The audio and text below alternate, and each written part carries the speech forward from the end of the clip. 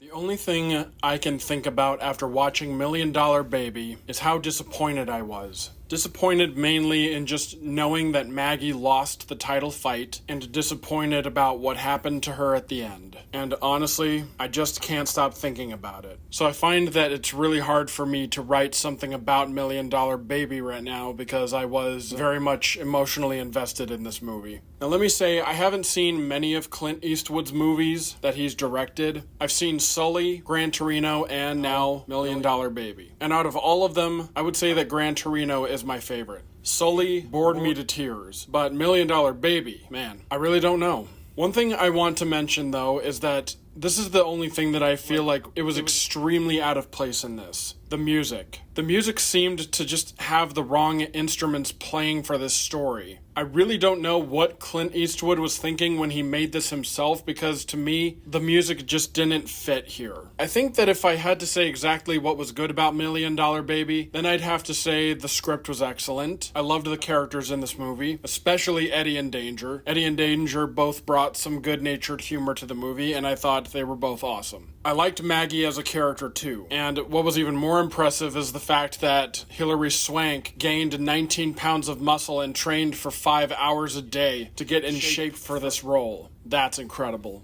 I will also say that it was interesting that we get to see Anthony Mackie, Michael Pena, and Mike Colter in this. I don't know why, but to me, the fact that all these guys are currently involved in at least one Marvel-related movie or show is pretty hilarious to me. The rest of Million Dollar Baby was excellent. I found it interesting that the two characters we get to see any real background to their story was Eddie and Maggie. Eddie aside, though, I'm wondering why exactly Frankie's character was so tortured by his past with his daughter. And I find it interesting that Paul Haggis left out almost all of Frankie's past and left us to determine for ourselves what happened in his past and what was going to happen with his future after the movie was over. I mean, the only real glimpse into his life we get to see is what we see on screen. We don't get to see his past, we don't get to see his future. But on the flip side of that, we get to learn most, if not all, about Maggie's past. Maggie's entire past was revealed to us, while Frankie's, on the other hand, was kept almost completely secret. I said earlier in this review that I was disappointed by this movie, and I was, but not for the reasons you think. I enjoyed watching Million Dollar Baby. But I think that the reason I'm so disappointed by this is partly due to the fact that Maggie lost the title fight in this movie. But the other part of that is due to the fact that we never really find out what happens to Frankie after his final action. The only sports movies I really enjoy are usually movies that involve boxing or MMA. So, Cinderella Man is one of the best movies I've ever seen, personally. Million Dollar Baby